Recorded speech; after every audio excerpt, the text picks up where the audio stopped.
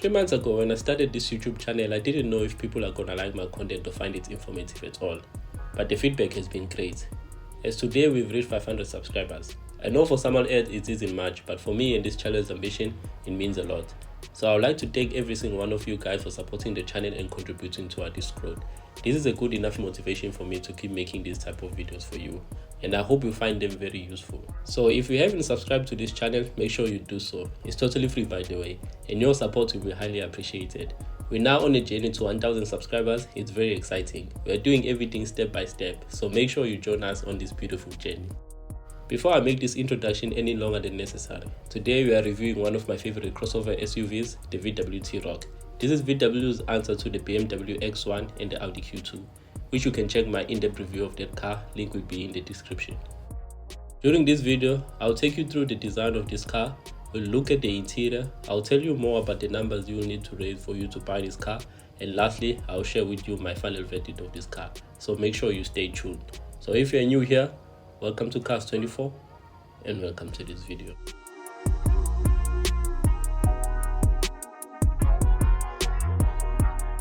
This T-Roc slot just in between the new Taygo and the Tiguan. Tell me which one of these cars you want me to review first. Leave your comment down the comment section below.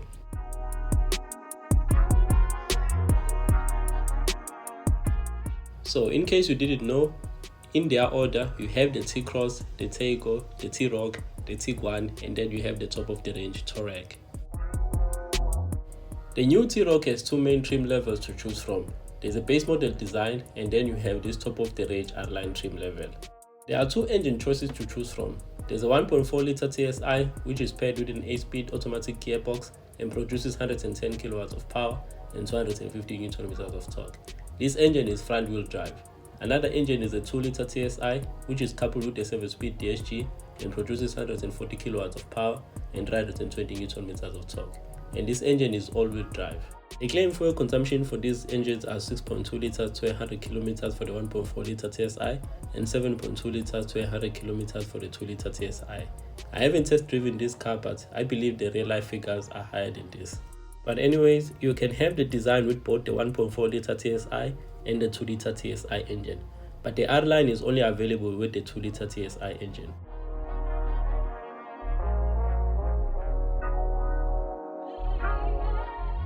Let's now check out the design of the T-Roc. I really like the look of this car.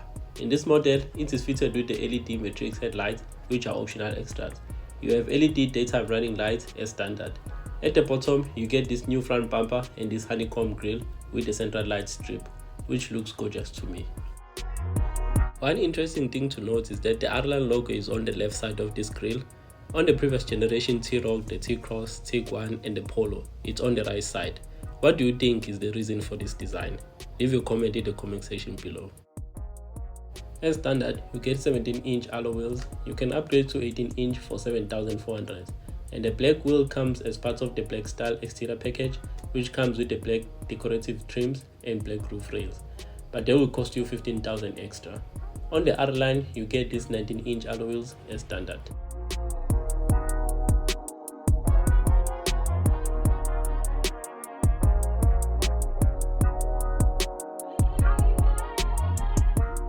Let's now check out the back of this car.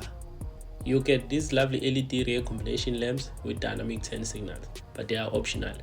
We have your parking sensors on this fake vent, and we have 4 gorgeous chrome wrap fake exhaust at the bottom.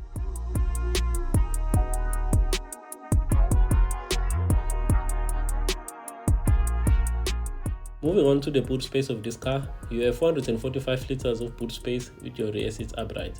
And if you opt for the 2 liter, which is all-wheel drive, you lose a portion of your boot space. If you are carrying longer items, you can fold the rear seats and still have room for your rear passengers. And if you need to, you can apply the 60/40 split and end up with a flat surface for your luggages.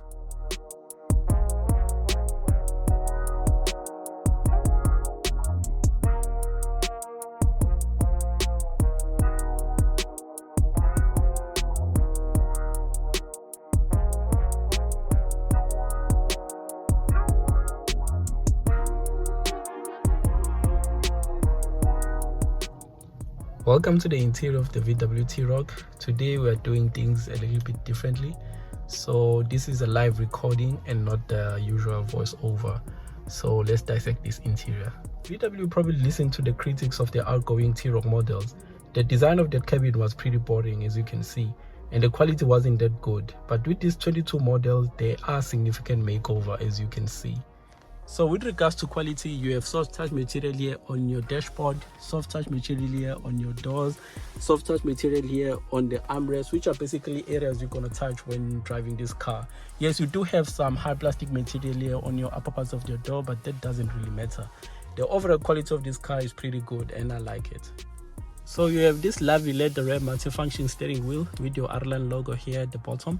You have this chrome finishing here around the steering wheel, and then you have these buttons, which are not actual buttons. They are touch sensitive, so they vibrate when you use them. So you can basically control everything happening in this car with these buttons. I love the design of this fully digital cockpit, which display your driving information that you need when driving. So you have your rev count and your speedometer. You can change the view using this key, so you can change the view into whatever that you want. You have your fuel consumption rates, your radio if you're listening to the radio. It basically have every information that you need when driving. Very lovely. But the biggest upgrade for me from the previous generation T-Roc is this lovely infotainment screen here, which allows Android Auto and Apple CarPlay as standard. So it's well integrated into the dashboard and it's angled toward the driver in your line of vision. So this is basically the same system that you will find on the VW Polo, the VW T-Cross and the VW Tiguan. So it's a very responsive system, as you can see. It's basically easy to use. Everything is well displayed. I have no complaints here. So down here you have this lovely dual zone climate control system, which is touch sensitive. It's pretty modern, but it will take some time to get used to it.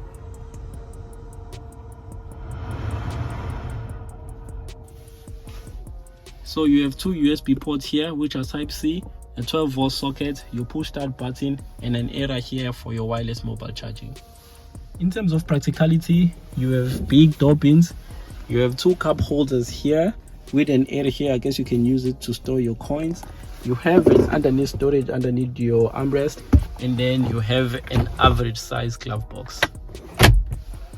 I like the design of these leather sports seats with your R logo here.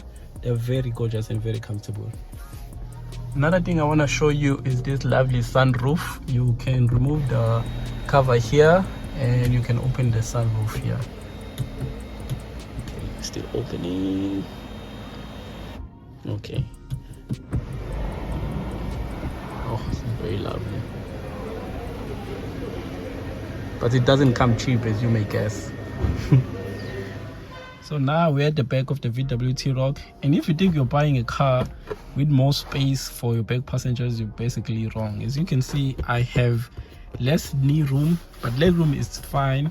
So that's the struggle with the VW T-Roc. It doesn't have much space for your rear passengers. It's basically designed for your driver and your front passenger. So leg room does suck here. I'm not comfortable. But anyways, you have an extra storage here behind both front seats. You have two rear air vents and two USB ports here for your back passengers. And you have an armrest here at the back with two cup holders. And if you have a child, you'll be glad to hear that you have removable ISOFIX anchor points for your child seat. This VW T-Roc comes with a 3-year or 120,000 km manufacturer warranty and a 5-year or 90,000 km service plan. You can upgrade your service and maintenance plan for up to 10 years or 300,000 kilometers.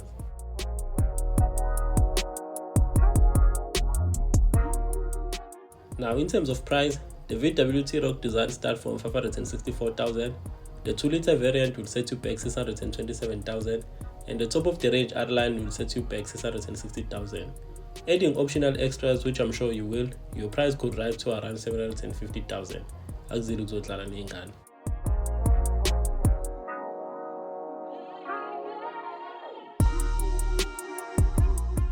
Now let me give you my final verdict of this car.